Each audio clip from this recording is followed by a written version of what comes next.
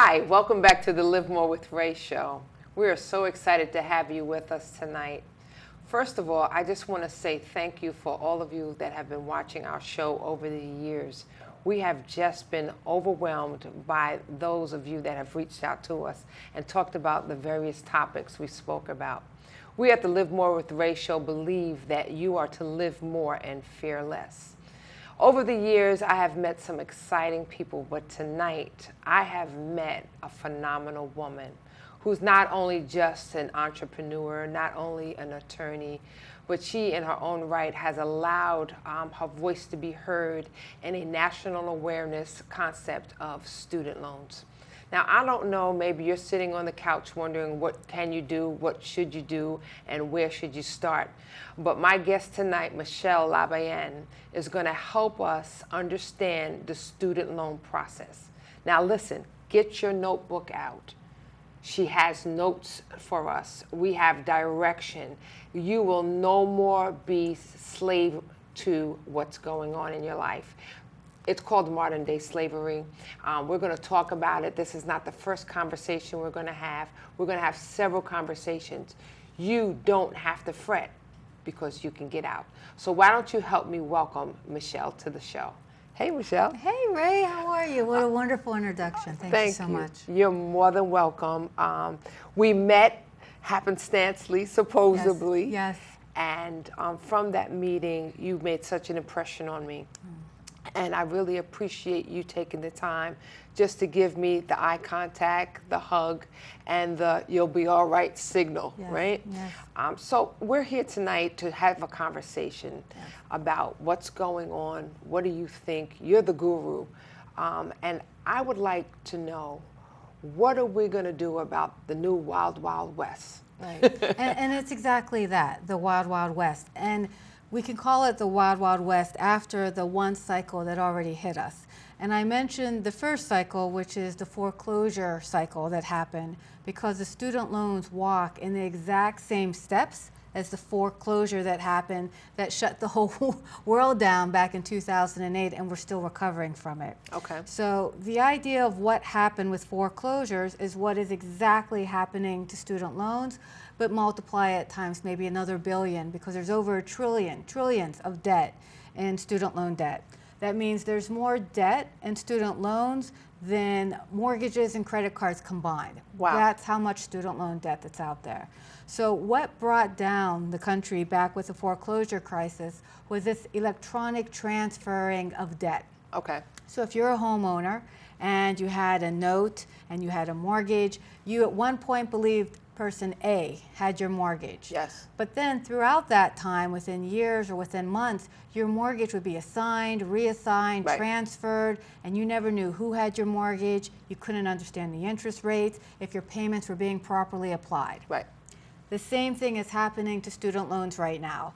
Wow. You might think you have a government loan, you may think you have a federal loan. You don't know what kind of loan that you have because they're constantly being traded. Wow. You might think that when you started off, you had a Department of Education loan or you had something that represented the DOE, but in times those loans could be sold, assigned, Right. transferred, and you could have other parties picking up these student loan debts. Wow. So the big first picture is knowing that people are not crazy for thinking, where is the bottom to this? Who has my student loan? Where is my money going? Why is the interest going up? How come my student loan debt is not going down, but it's going up? Right. Because of things like negative amortization, servicing fees, Right. and all kind of conflict of violations in being able to properly represent you.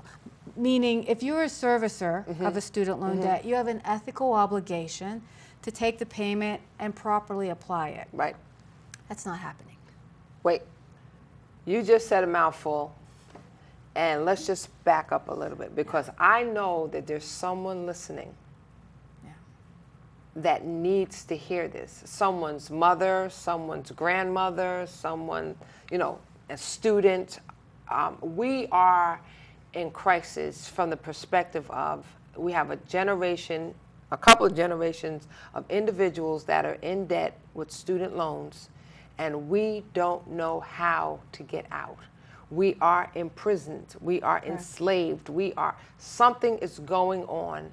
And like you said, there's no bottom. It's just like we keep falling, we're falling. So let's start from the beginning. How you're starting with the understanding, right? So you have this servicer. I got this loan. I'm in school, I'm loving it, I'm having a party, I'm doing everything I want to do at school. I'm doing what my parents told me to do, go get educated, right? We go get educated, we graduate, we walk across, they hardly pronounce our name, they give us some type of certificate that's not a real certificate because our bill isn't paid. Right. And now, tell us, where do we go? Sure. Well, 6 months later, or maybe 2 months before graduation, but 6 months after you've graduated, your first loan payment is going to be due. And it's going to come from someone that you never heard of before. It's going to be a servicer. And there are probably 10 to 15 different servicers out there, depending on what type of loan that you have. Okay. So the first thing you want to do is find out who your servicer is.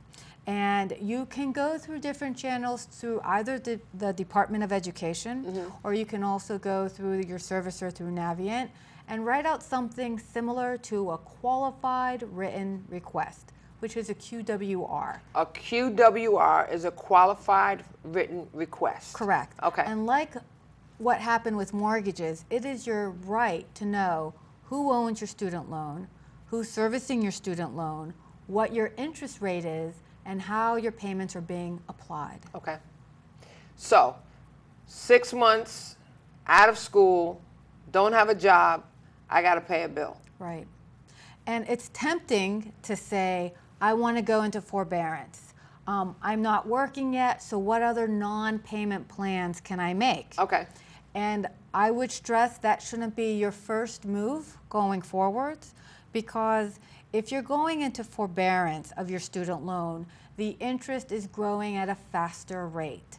There are some other ways. If you have the Department of Education, you could ask for a zero repayment on your student loan based on not having sufficient income. Wow. So at least if you're in a payment of zero, you have 20 years that you're looking to pay down on all of your student loan debts. The theory and rule is now, if you pay 20 years towards your student loan debt, it will be forgiven afterwards, right? But you have to have 20 years of consecutive payments. Even if you have a zero, that's counted as a repayment towards your 20 years.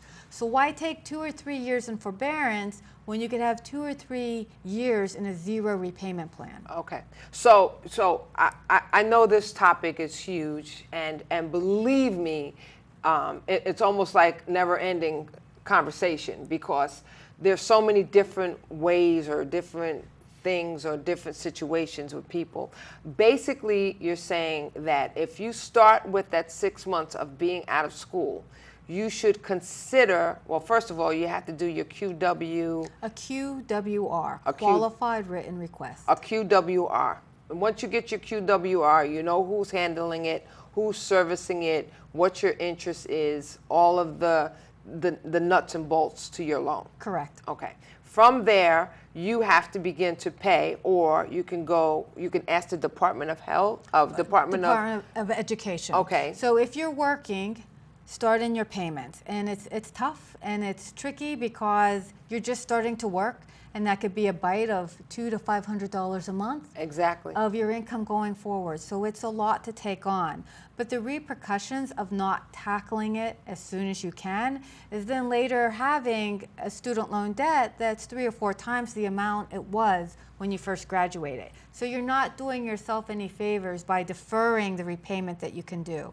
So if you have income, make those payments. That means reduction of everything else. Reduce your credit card, reduce other type of miscellaneous expenses that you may have to make sure that these student loan payments are made, because you don't want them going into default, which we'll talk about in a minute. Right. But you want to get those going. But if you don't have income, and a lot of us don't, a lot of kids coming right out of school won't have that job yet, ask for a zero repayment if it's with the Department of Education. Okay, so I just want to stop here and say to the viewers, I know right now you have 100+ questions.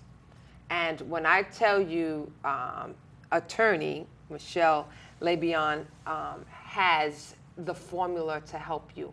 Her office is doing phenomenal work with those of us that are in the trap. I call it the trap because you want to get out, you want to work, but you can't even find a job that will pay you enough to help you pay your bills. Plus, people are returning home. They're living home till they're 50, right. Not 25. They're home till they're 50 now.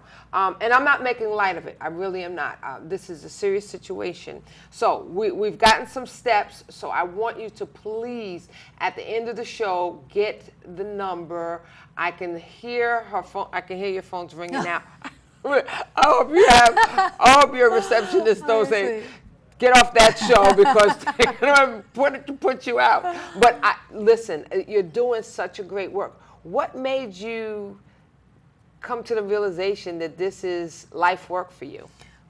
Well, I started doing bankruptcy, and by the way, this is the mode of where I do or deal with a lot of the student loan debt is by working through bankruptcy.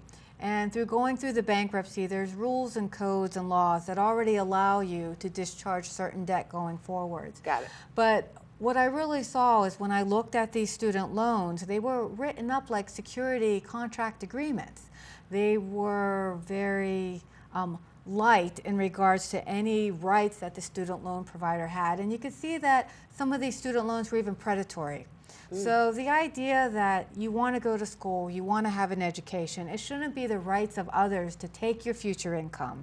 It shouldn't be the rights of others trying to make money off of your back by achieving your dream of trying to go to college. Student loans were never meant to set up to make Wall Street rich. Right. Student loans were never set up so that there's $1 trillion of debt and the people that most need this education are left behind. And that's exactly what's happening. And Ray, it's just not the young people. I mean, we have veterans coming out of the armed forces promised a student loans, and then they get sideswiped because the student loan servicer puts them in a different direction. Wow. We have people that are in their 60s and 70s signing off for their grandchildren and their pensions and Social Security is being garnished. So it's every generation that's being affected and their future is being stolen by these greedy servicers and corporations. And I didn't even think of the fact that the veterans are being affected. Absolutely.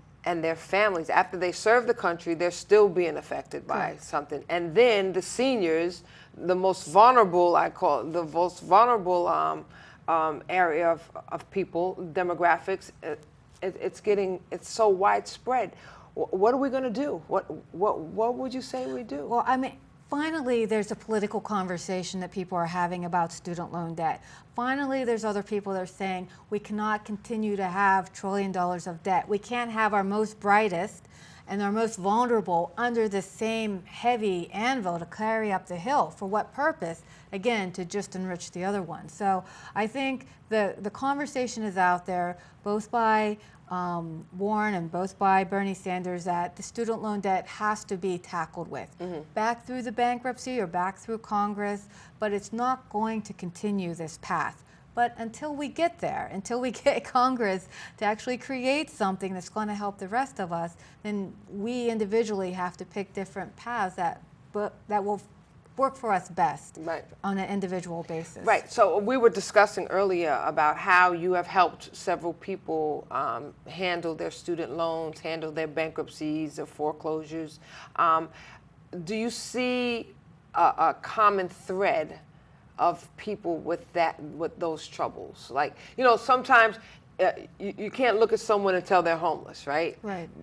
Do you see a common thread with those that are coming in with the bankruptcies and the foreclosures and the student loan aspect? I mean, I would think that the only common thread is that these are people that have some type of hope or dream. They're hoping to have an education, or they're hoping to have a new business, or they're hoping to have a new home for their family.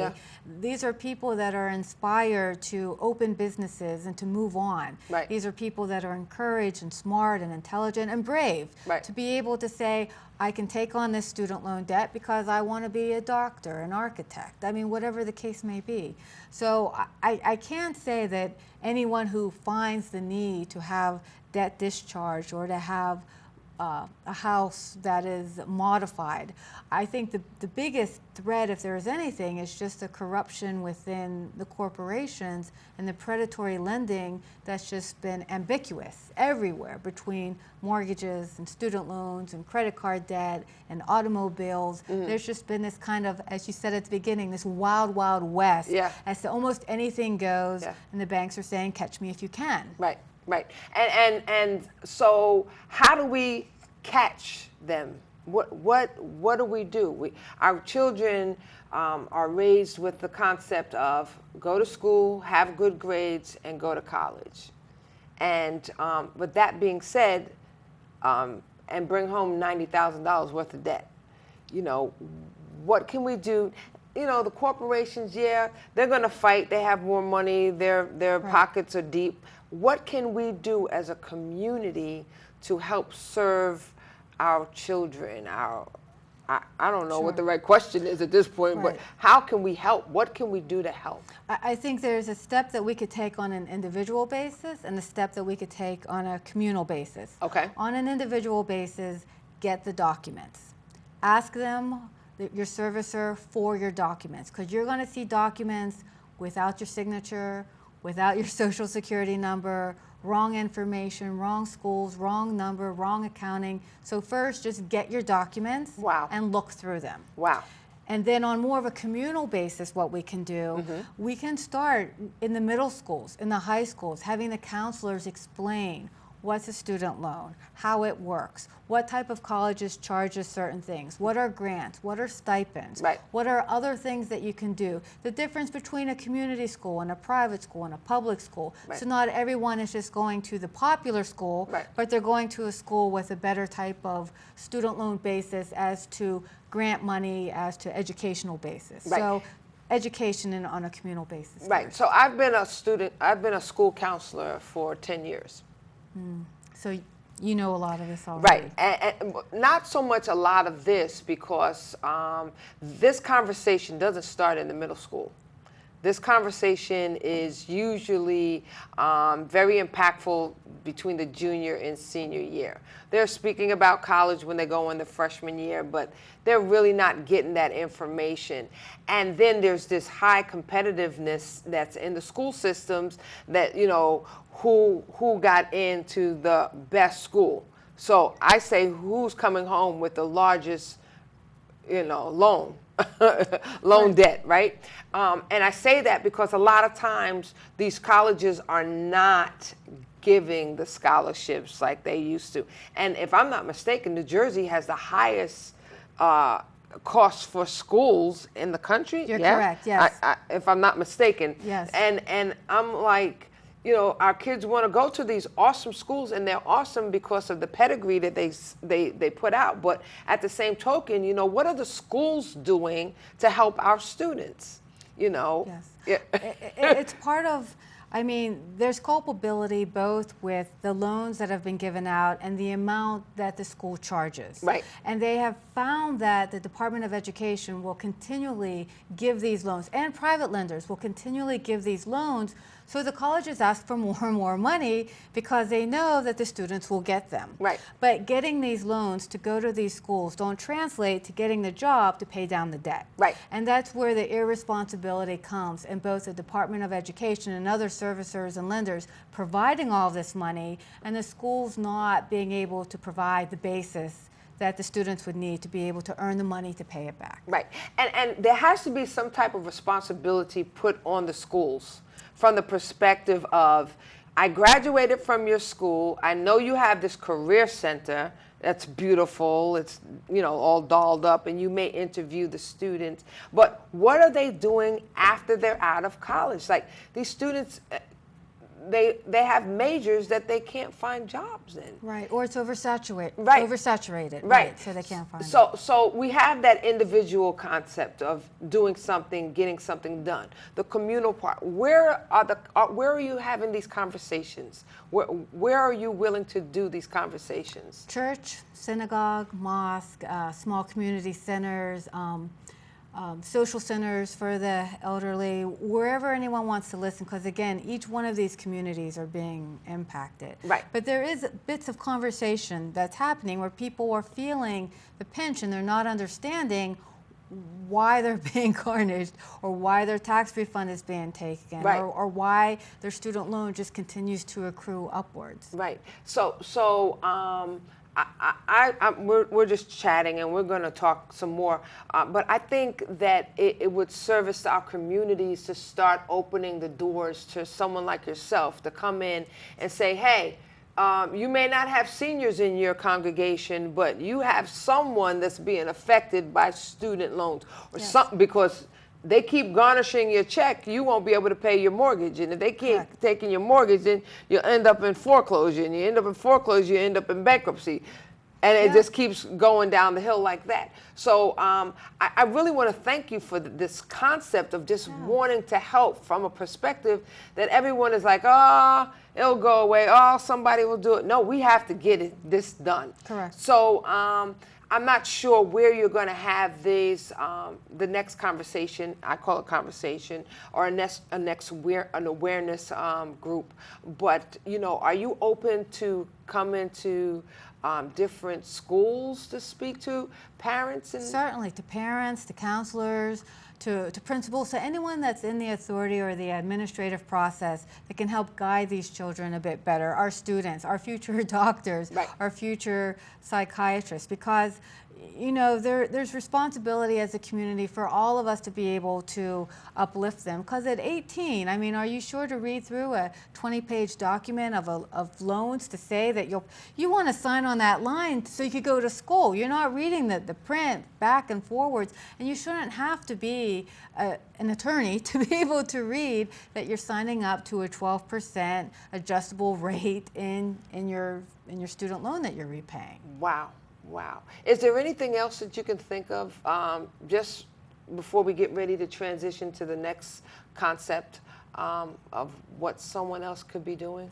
Pay some of your student loan while you're in school. I know that's tough. I know that's really, really tough. But even if it's $30, even if it's $50, even if it's our weekend pizza right. and soda money, if you could pay a little bit, because a lot of that exit speech that they have, that the seniors get in college, is 2 months before they graduate. And it's sobering when they see where the interest rate is adjusted and how much their student loan payments are going to be.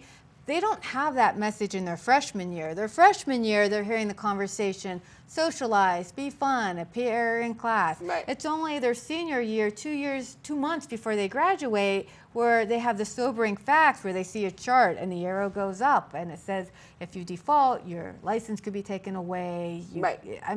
There's so brutal. much. Yeah. So we only have a few minutes left.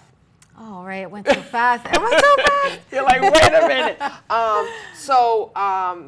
Our viewers are probably sitting on the edge of their seats. I feel my heart is heavy. I'm glad, but my heart is heavy because there's so much knowledge that you have that could really help hundreds and thousands of students all over the world, because this is just not a Jersey issue. Right. This is 50 states, 52 states issue. I'm really picking my hair out to trying to figure out how and what can we do. Maybe there's someone out there that's listening, corporations or someone that could just step in and say, hey, we'll fund you going around the world and talking to these students, because it's important. Yes. You're doing great work. Right. So one more thing, last parting words, talk to us. Parting words, if you're getting a student loan, try to make sure it's a Department of Ed type of student loan. Do not get Parent Plus loans. I know a lot of parents are going to say, I just do not get a Parent Plus loan, because they do not qualify for income-based repayment, income contingency repayment plans. They do not qualify, and they grow at a horrific interest rate. Wait a minute. That's just like telling us coming out of college. Do not get a Parent Plus loan. Yes. Okay. Did you hear that? Don't do it. Go ahead. And Yeah, pay before you get out of college. Don't get a Parent Plus loan. If you don't have money right out of college, still get into a zero repayment.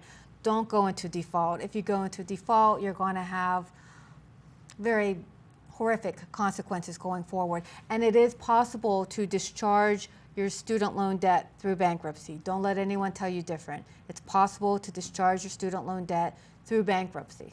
It's possible to discharge your student loan debt through bankruptcy. Correct.